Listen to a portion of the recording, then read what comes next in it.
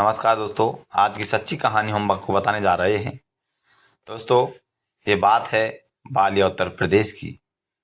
दोस्तों, बालिया का उत्तर प्रदेश में जानकी और मोतीचंद वर्मा का शादी होती है 10 साल पहले।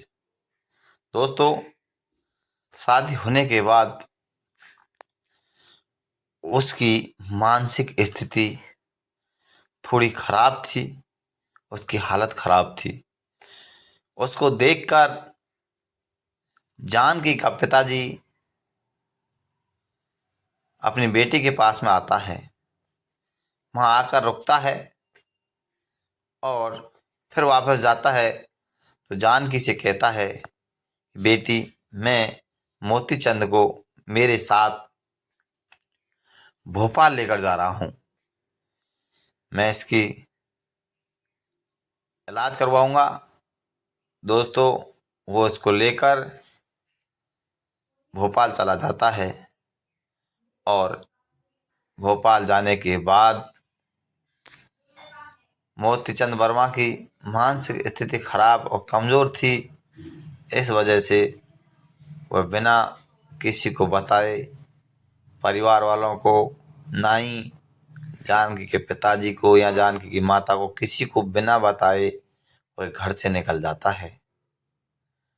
दोस्तों, उसके बाद जानकी और उसके पिताजी, उसके परिवार वाले उसको जगह जगह ढूंढते रहते हैं। काफ़ी समय बीत गया। 1 साल निकल गया, हेरते 2 साल निकल गए, 3 साल निकल गए और पूरे 10 साल बीत चुके थे।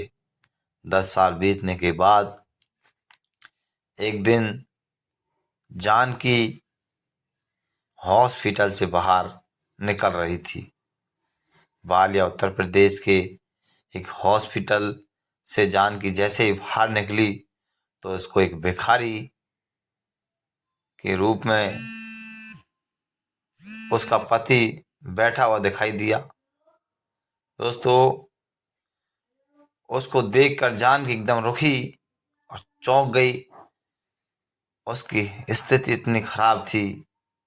उसे देखकर जानकी ने अपना फोटो निकाला, अपने पति का फोटो निकाल कर मुझसे मिलाया और लोग बाग वहाँ पर इकट्ठे हुए और उसको देखने संवरने लग गई, चीखने चिल्लाने लगी, रोने लगी, उसको संवारने लगी, उसकी सफाई करने लगी और उस फोटो को देखकर परिवार वालों को फ़ोन करती है। उससे कहती है कि इसके लिए कुर्ता लेके आओ।